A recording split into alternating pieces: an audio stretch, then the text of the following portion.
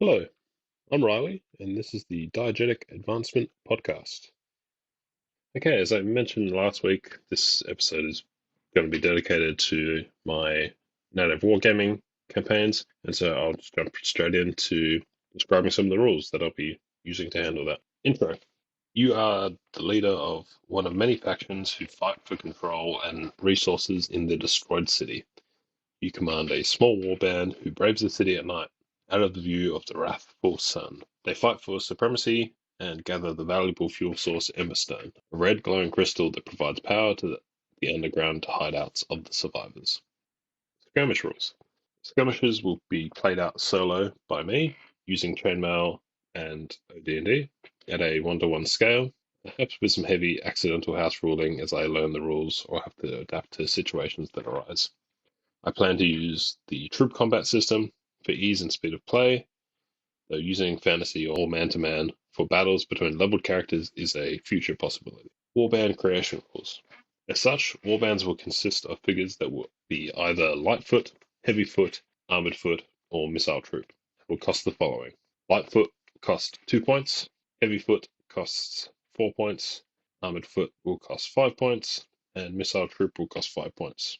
Note, I've doubled the costs listed in chainmail to avoid any half points, as armored foot is originally listed as 2.5 points. Additionally, missile troops have been given the point cost for any crossbow, as I thought the costs of bows prohibitively expensive. You will have 60 points to spend on units at the start of the game, and in addition, you'll have a total of 6,000 experience points to spend on creating fighting men from OD&D. They will fight as armored foot in melee and also be able to conduct missile fire, adding an additional pip to one die thrown. Note, creating a first level fighter will cost 1000 XP, so you can have 6 first level fighters, or 3 second level fighters, or a third level fighter, and either 2 first levels or 1 second level, or any other combination, which totals 6000 XP. Playing the game. Each turn, which will be one night's expedition into the city, you will be able to split your warband into as many as 3 groups and give each separate orders. Tactical Infinity. Whilst orders will only need to specify how the warband is to be split, if at all, where each party will move, and where or if they will harvest any Emberstone, I want to make room for additional tactics. For example, providing information for how they should engage in skirmishes or setting ambushes. So any additional information in orders will be taken into consideration. The map. I've drawn a map of the city, and it is fairly abstract, drawn as a 3-tiered hexagon. The largest outer hex represents the outer wall, and each faction will have a single entrance along this wall. Emberstone harvested in this first section will grant 1d6.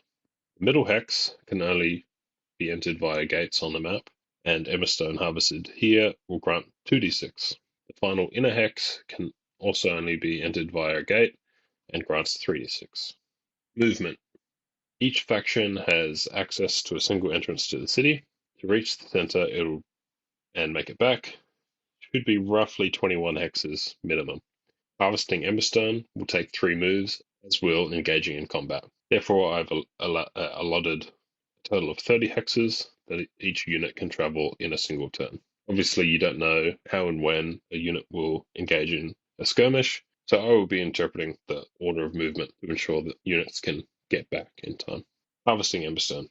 Spending 3 turns at a deposit, a unit can harvest the amount of Emberstone associated with that deposit, so which is 1d6, 2d6, and 3d6, depending on which tier of the city you're in. Each unit can hold as much Emberstone as 3 times the number of figures. If you send out a party of 10, they'll be able to hold 30 Emberstone total. A single faction can only harvest from a deposit once per turn, so a single unit can't continuously harvest the same deposit, nor can additional units harvest a deposit which another unit has already harvested from the same faction. However, a different faction's unit will be able to harvest a deposit after it's already been harvested that turn by another faction. When a deposit is harvested, its tier will downgrade by 1. Each deposit on the map has been assigned a tier from 1 through 6, assigned by me dropping a bunch of d6 over the map, and they don't affect how much Emberstone you can get, but they affect how many times it can be harvested during the campaign. Once a deposit is reduced below tier 1, it's removed and can no longer be harvested.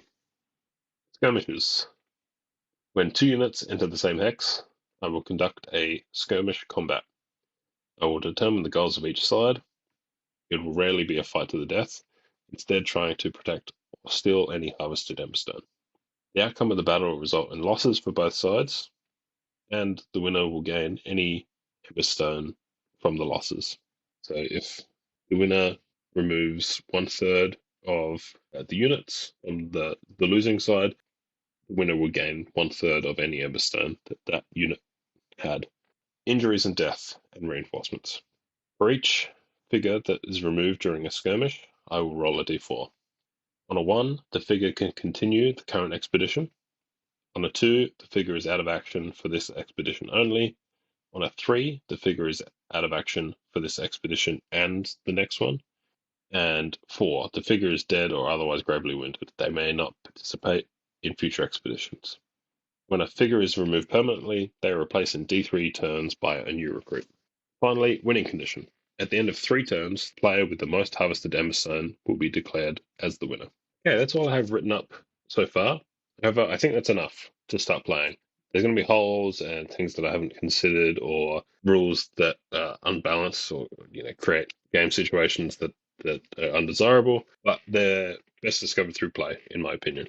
So that's where I'm going to leave it, barring any minor adjustments. If you have any thoughts on what I presented here, suggestions for things that I could improve or things that I've missed, if you've done something similar, or if you're interested in being involved. I think I've got 4 players that have said they're interested so far. Please reach out, send me a message, send me a voicemail. That'd be great. If you've said that you're interested, I'll be reaching out to confirm that and provide some details for how we can get started. I'm really keen to get started. I think this will be a fun exercise for myself and hopefully enjoyable for my players or commanders of the factions. And hoping to iterate over this a couple of times, really make it a smooth and a fun little scenario. My end goal for this, though, as I mentioned in my first episode, is to build my RPG skills. And so the end goal for this, in my opinion, is to be able to build a RPG scenario based around this. Probably good for short little campaigns where most of the factions will be led by other players playing play by post, just like this scenario as it is. But one of the factions will be played by a group of players around the table, physically or virtually. I'll learn a lot from actually running this first, but some of the things that I'd like to add are, the full gamut of OD&D rules or whatever RPG system I want to add, so additional classes and mechanics. I think fleshing out the city rather than just being this abstract thing, so we've got a little bit more complexity in navigation. I'd like to add rules for evasion, chases, some visibility. Obviously, we're sort of just bumping into each other and a skirmish is happening, but perhaps allowing for ambushes and scouting and things like that. Some of the environmental effects, either dangerous environmental hazards or random encounters with monsters. Potentially some small dungeon/lair-like locations within the city, adding RPG progression, loot, and leveling up, fleshing out the factions with motivations and goals, building some quests in. I think that is the end goal, to build this sort of skirmish war game full circle back into an RPG campaign. It'll probably take me some iterations, as I said, but that's the end goal there. Anyway, that's all I've got on my narrative war game for now. As I said, please call in with your thoughts or if you're interested in playing. Now I'm going to jump in to some content shoutouts, and then I've got a couple of call-ins. Play us out. Okay, for content shoutouts, firstly, I've got Between Two Cans and a mailbag episode where they cover some viewer questions, listener questions. I submitted a question which got answered, to do with diegetic advancement and how systems and adventurers could support that. Got some interesting answers. My thoughts on that topic, probably be a topic for a future episode. The Whispering GM has a episode on prep, high versus low prep, and how they do prep. Jason from the Nerds RPG Variety Cast has an episode covering the Rules Cyclopedia, which which is really insightful. Over on the Bandits Keep YouTube channel, Daniel's released a video on Do We Need Rules? Going to rules as written, rulings over rules, that kind of discussion.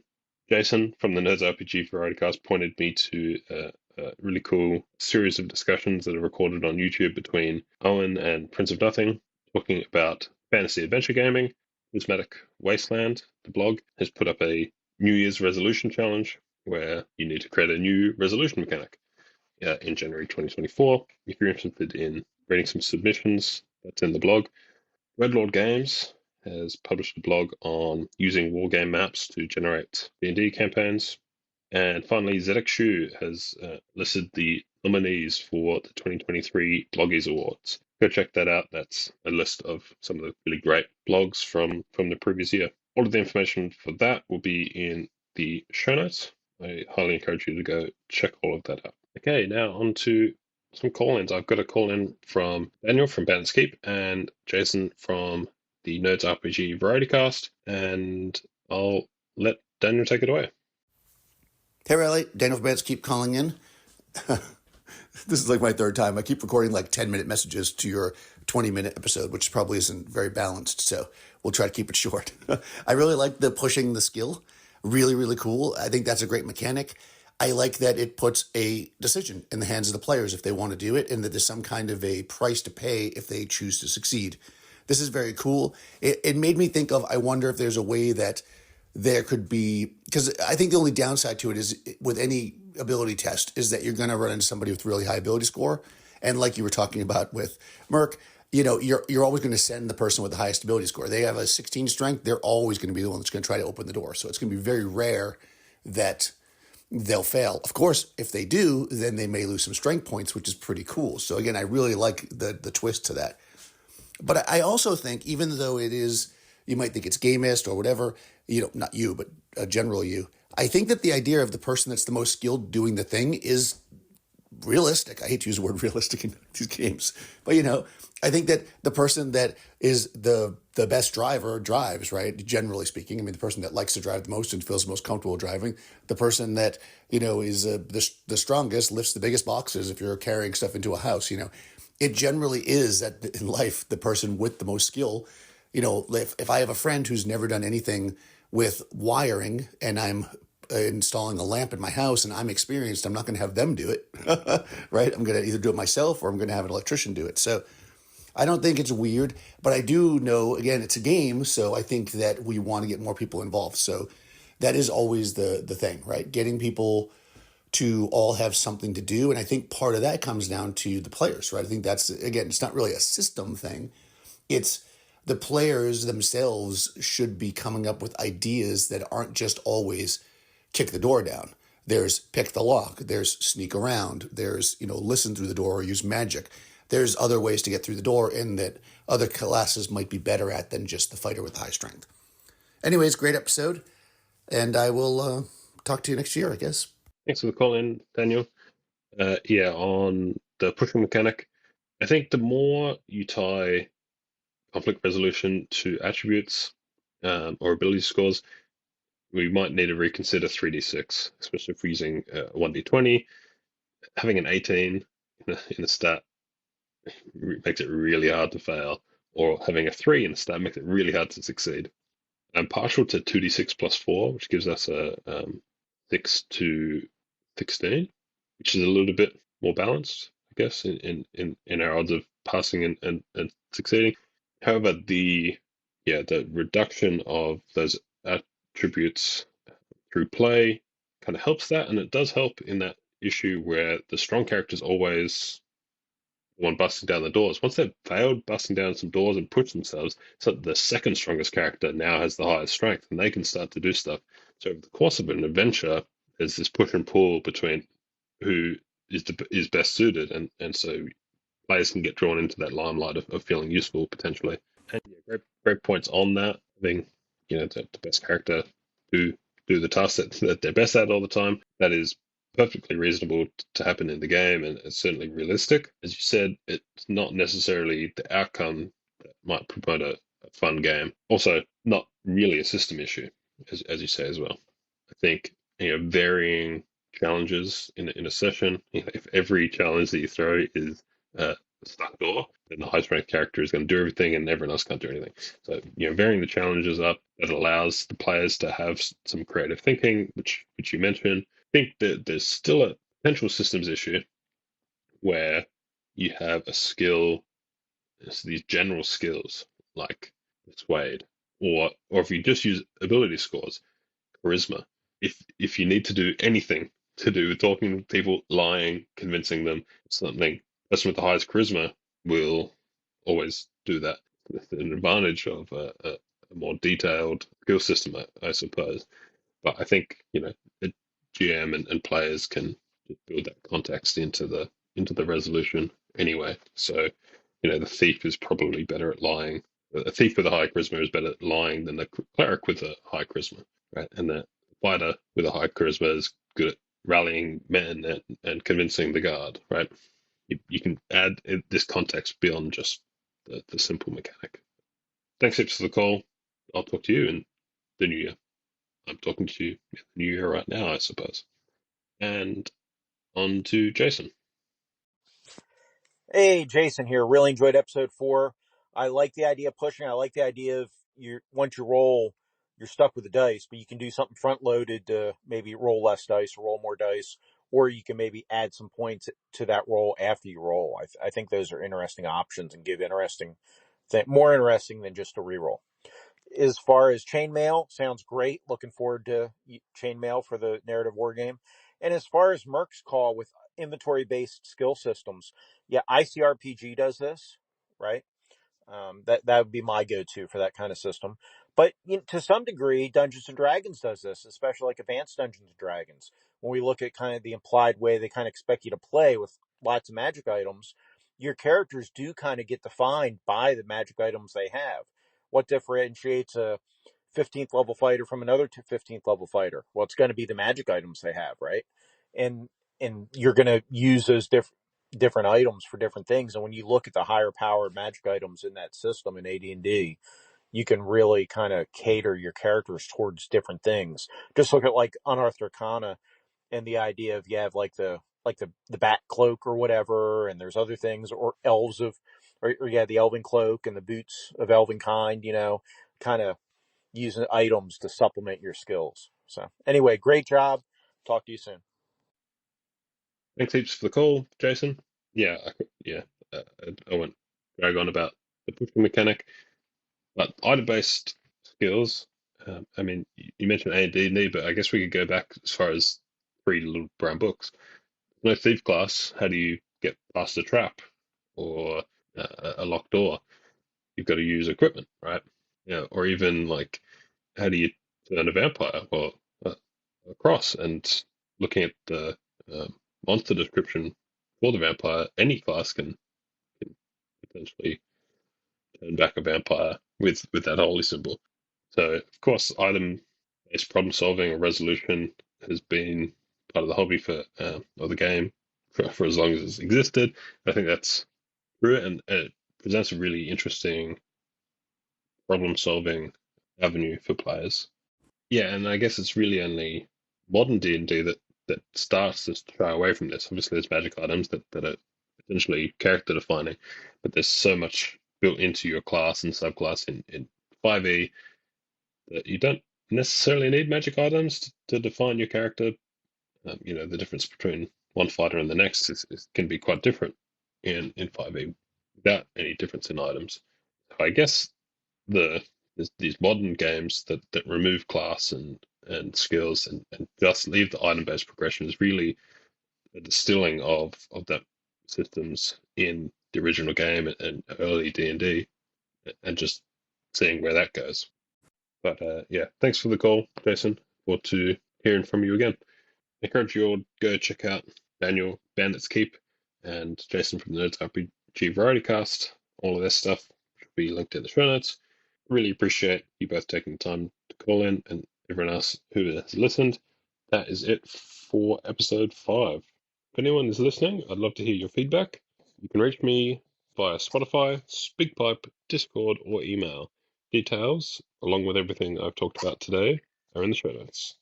Bye for now.